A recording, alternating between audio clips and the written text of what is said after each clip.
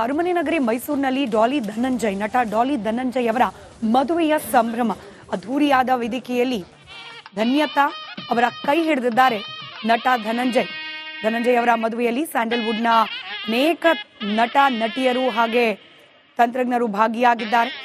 Hat trick hero Shivraj Kumar ಅವರು ವಧುವರರನ್ನ ಹಾರೈಸಿದ್ದಾರೆ.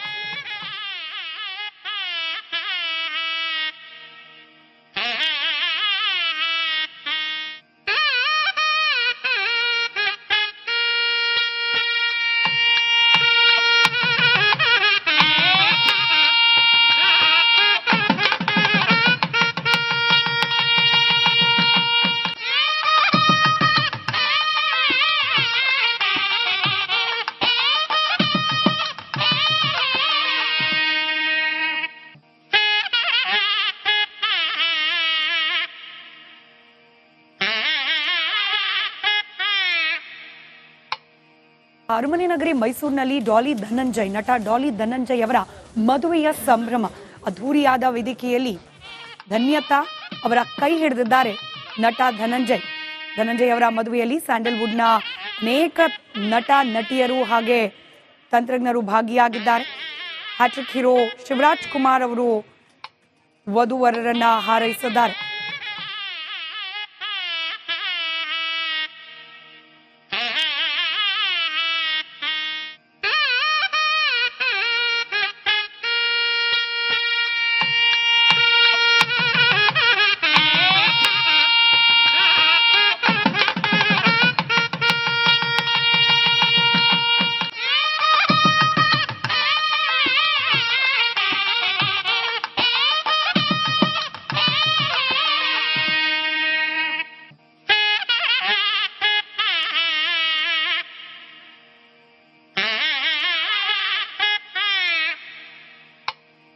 ಅರಮನೆ ನಗರಿ ಮೈಸೂರಿನಲ್ಲಿ ಡಾಲಿ ಧನಂಜಯ್ ನಟ ಡಾಲಿ ಧನಂಜಯ್ ಅವರ ಮದುವೆಯ ಸಂಭ್ರಮ ಅದ್ಧೂರಿಯಾದ ವೇದಿಕೆಯಲ್ಲಿ ಧನ್ಯತಾ ಅವರ ಕೈ ಹಿಡಿದಿದ್ದಾರೆ ನಟ ಧನಂಜಯ್ ಅವರ ಮದುವೆಯಲ್ಲಿ ಸ್ಯಾಂಡಲ್ವುಡ್ನ ಅನೇಕ ನಟ ನಟಿಯರು ಹಾಗೆ ತಂತ್ರಜ್ಞರು ಭಾಗಿಯಾಗಿದ್ದಾರೆ. ಹ್ಯಾಟ್ರಿಕ್ ಹೀರೋ ಶಿವರಾಜ್ ಕುಮಾರ್ ಅವರು ವಧುವರರನ್ನ ಹಾರೈಸಿದ್ದಾರೆ.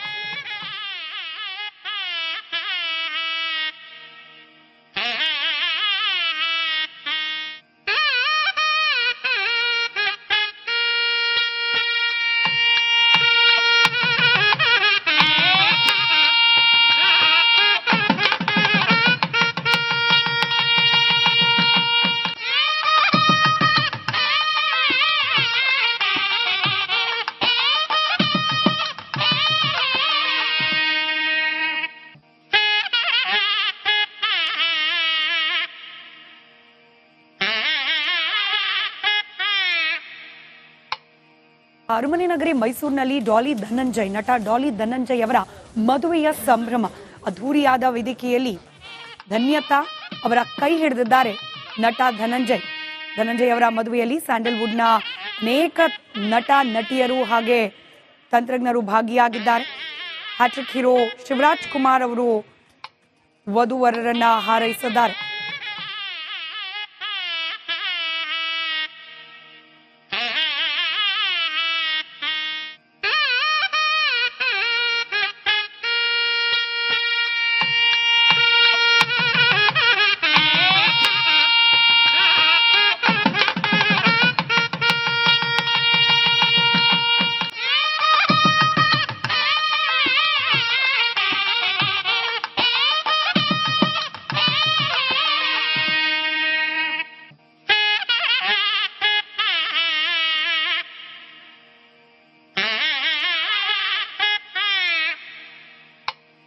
ರಾಜ್ಯ ರಾಜಕಾರಣದ ಸುದ್ದಿಗಳ ಕಡೆಗೆ ಗಮನ ಕೊಡ್ತಾ ಹೋಗೋಣ. ಕಾಂಗ್ರೆಸ್ ಪಾಳ್ಯದಲ್ಲಿ ಈ ಕುರ್ಚಿ ಫೈಟ್ ನ ನಡುವೆ ಇದೀಗ ಕ್ಯಾಬಿನೆಟ್ ಎಕ್ಸ್ಪೆನ್ಷನ್ ನ ಚರ್ಚೆ ಕೂಡ ತಾರಕಕ್ಕೆ ಇರ್ತಾ ಇದೆ.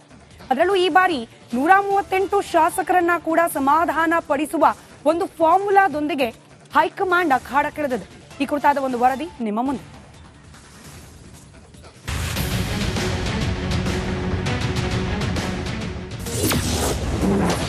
ಬಜೆಟ್ ಬಳಿಕ ಕ್ಯಾಬಿನೆಟ್ ಪುನರ್ರಚನೆ,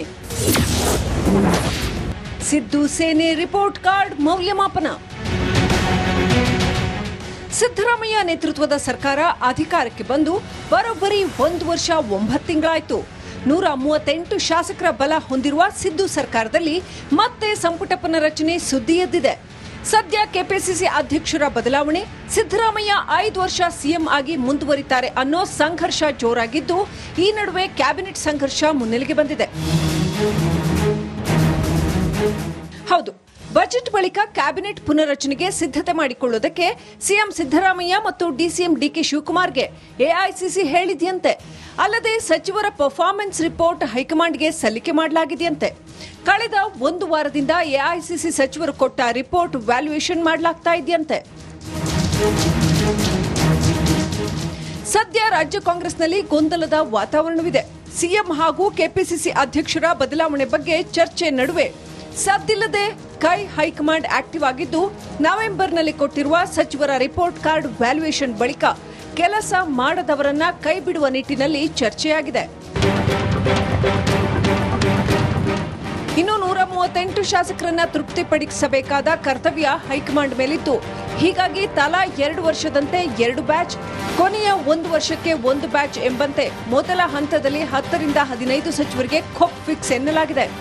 ಹೀಗಾಗಿ ಕೆಲ ಸಚಿವರಿಗೆ ಸ್ಥಾನ ಕಳೆದುಕೊಳ್ಳುವ ಆತಂಕ ಶುರುವಾಗಿದೆ. Basavaraju, political bureau, republic Kannada. ಮತ್ತಷ್ಟು ಡೀಟೇಲ್ಸ್ ನಮ್ಮ ಪ್ರತಿನಿಧಿ ಬಸವರಾಜ್ ನೀಡ್ತಾ ಹೋಗ್ತಾರೆ. ನೇರ ಸಂಪರ್ಕದಲ್ಲಿದ್ದಾರೆ ಬಸವರಾಜ. ಒಂದ್ ಕಡೆ ಕುರ್ಚಿ ಕಲಹ, ಮತ್ತೊಂದ್ ಕಡೆಯಲ್ಲಿ ಸಂಪುಟ ಪುನಾರಚನೆಯ ಸರ್ಕಸ್. ಸದ್ಯಕ್ಕೇನೆಲ್ಲ ನಡೀತಾ ಇದೆ ಡೆವಲಪ್ಮೆಂಟ್ಸ್ ಈ ನಿಟ್ಟಿನಲ್ಲಿ?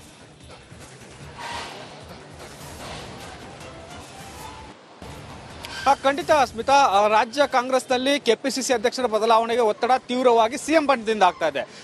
ಮುಂದಿನ ದಿನಗಳಲ್ಲಿ ಡಿಕೆ ಶಿವಕುಮಾರ್ ಅವರು ಸಿಎಂ ಆಗ್ತಾರೆ ಅನ್ನುವಂಥ ಮಾತುಗಳನ್ನ ಡಿಕೆ ಶಿವಕುಮಾರ್ ಬಣದ ಸದಸ್ಯರು ಹೇಳ್ತಾ ಇದ್ದಾರೆ.